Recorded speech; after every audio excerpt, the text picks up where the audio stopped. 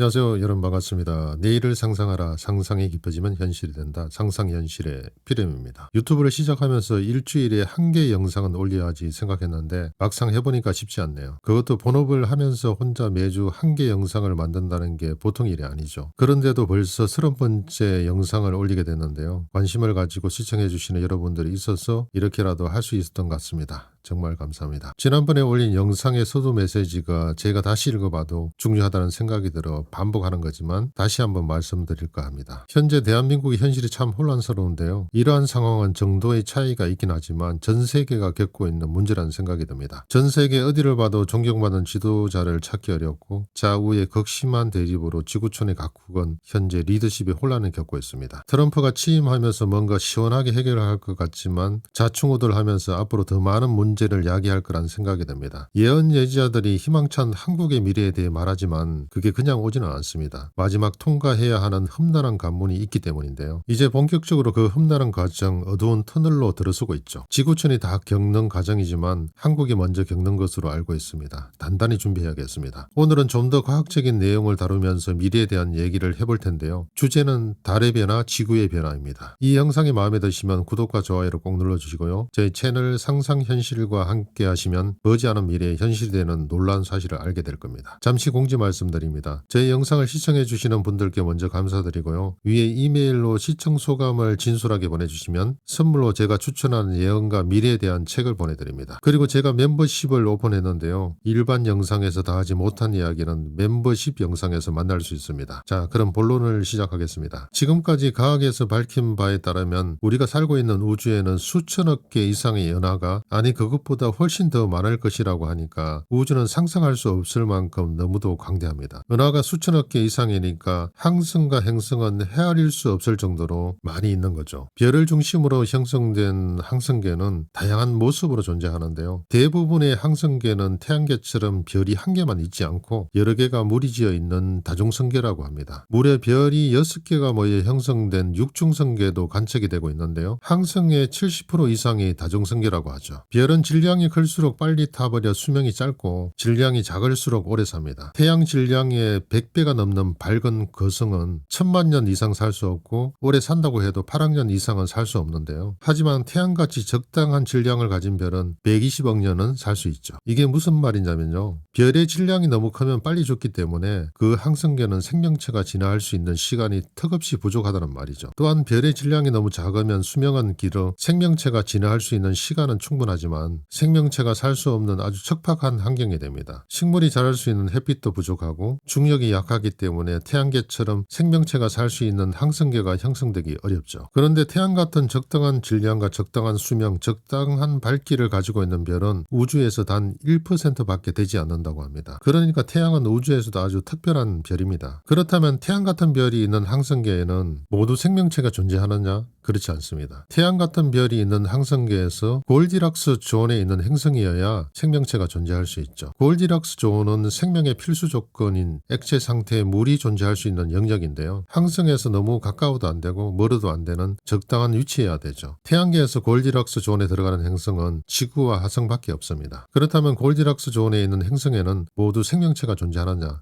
절대 그렇지 않죠. 이런 조건 외에도 수많은 조건들이 절묘하게 맞아떨어져야 생명체가 탄생하고 생존할 수 있는데요. 한마디로 지구에 생명체가 탄생하고 진화한 것은 기적 같은 일이죠. 그렇다면 지구는 어떻게 이런 난관을 뚫고 푸른 지구가 될 수 있었을까요? 앞에서 언급한 조건 외에도 많은 조건이 있지만 특히 중요한 두 가지 조건이 있는데요. 그것은 목성과 달입니다. 둘 모두 지구를 지켜주는데요. 멀리서는 질량이 큰 목성이 강한 중력으로 태양계 내부로 침입하는 소행성을 빨아들이거나 튕겨내고, 가까이서는 달이 지구를 돌며 떨어지는 소행성들로부터 지구를 지켜냅니다. 만약 목성과 달이 없었다면 지구는 소행성과의 빈번한 충돌로 지금과 같은 지구는 기대하기 어렵다고 봐야 되겠죠. 그렇다면 달은 어떻게 만들어졌을까요? 여러 가설이 있었는데요. 하지만 달에서 가져온 월석을 분석해 본 결과 지구와 구성 성분이 비슷하다는 것이 밝혀지면서 지구에서 떨어져 나간 것은 확실해 보입니다. 약 45억 년 전 우리 태양계는 태어난 지 얼마 되지 않아 20개 정도 행성들로 붐비는 곳이었습니다. 이때 지구와 비슷한 궤도의 테이아라고 불리는 화성 정도 크기의 행성이 있었는데요. 그런데 어느 날 테이아와 지구는 충돌하고 맙니다. 엄청난 충돌로 테이아는 산산조각 나고 지구의 일부가 떨어져 나가는데요. 이때 이 잔해가 뭉쳐서 만들어진 게 달입니다. 이렇게 만들어진 달은 지구의 생명 탄생과 진화에 아주 중요한 역할을 하는데요. 달이 이런 중요한 역할을 할 수 있는 것은 일반 위성과는 달리 모행성에 비해 유달리 크다는 데 있습니다. 일반적으로 위성은 모행성에 비해 질량이 작은데요. 그런데 달은 지름이 지구 지름의 4분의 1 정도나 돼 상당히 큽니다. 아주 특이하고 특별한 위성이죠. 모행성에 비해 유달리 큰 달은 강한 중력으로 모행성인 지구에 영향을 미치는데요. 생명이 탄생하고 진화할 수 있는 중요한 역할을 하죠. 크게 세 가지 중요한 역할을 합니다. 지구의 자전을 안정화시킴과 동시에 자전 속도를 늦추어 지금과 같은 적절한 속도가 될 수 있도록 만들었고요. 또 지구의 조석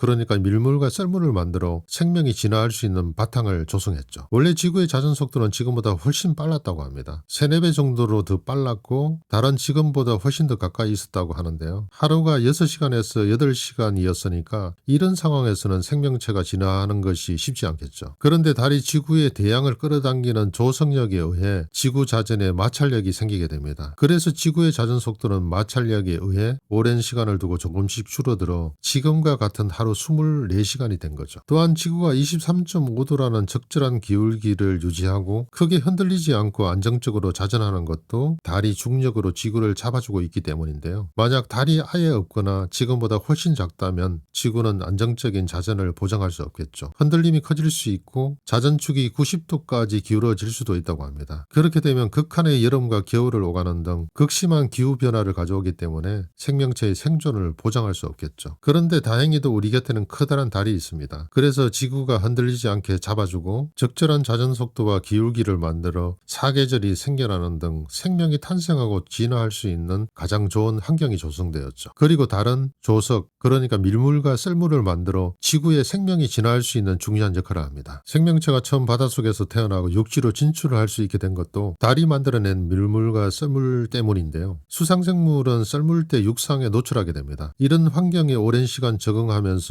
수상생물이 육상생물로 진화하게 된 것이죠. 이때가 약 4억년 전이라고 합니다. 이처럼 유달리 큰 위성인 달이 지구에 생명이 탄생하고 진화하는 데 중요한 역할을 했는데요. 이와 더불어 실생활에서도 다른 중요한 역할을 하죠. 바로 달력입니다. 우리가 쓰는 달력은 태양력인데 태음력도 함께 쓰고 있죠. 날짜 아래에 작은 글씨로 적혀 있는 게 음력인데요. 태음력은 달의 움직임으로 만든 달력이죠. 지구에서 달을 봤을 때 달의 위상, 그러니까 달의 모양이 바뀌는 주기를 한 달로 계산한 건데요. 보름달에서 보름달이 되는 한 주기를 상망월 주기라고 하죠. 상망월 주기는 29.531입니다. 실제 달이 지구를 공전하는 주기는 상망월 주기보다 짧은 약 27.3일인데요. 달이 지구를 공전하는 동안 지구도 태양을 공전하기 때문에 달이 본래 모양이 되기 위해서는 더 돌아야 되는 거죠. 어쨌든 태음력을 만든 기준은 달이 원래 모양으로 돌아가는 주기를 가지고 만들었으니까 상망월 주기인 29.531이 기준이 됩니다. 한 달이 29.531이니까 똑 떨어지지 않죠. 그래서 음력은 큰 달은 30일, 작은 달은 29일로 정하는데요. 그러면 1년이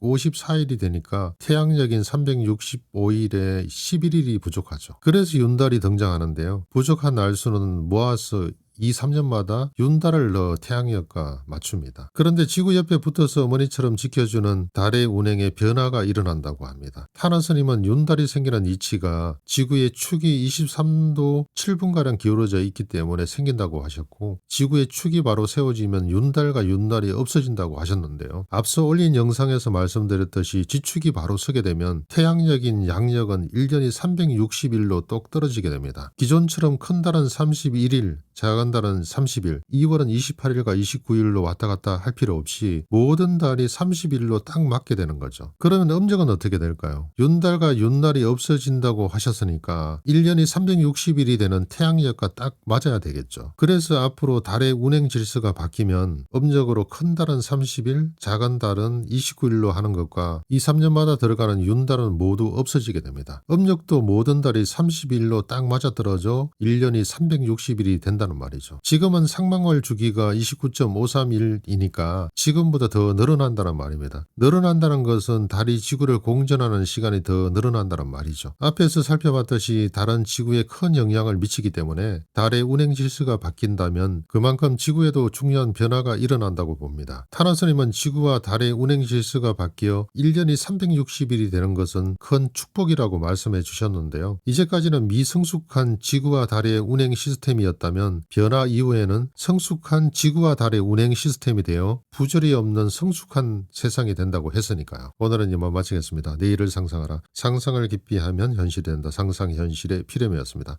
다음 시간에 뵙겠습니다. 여러분 감사합니다.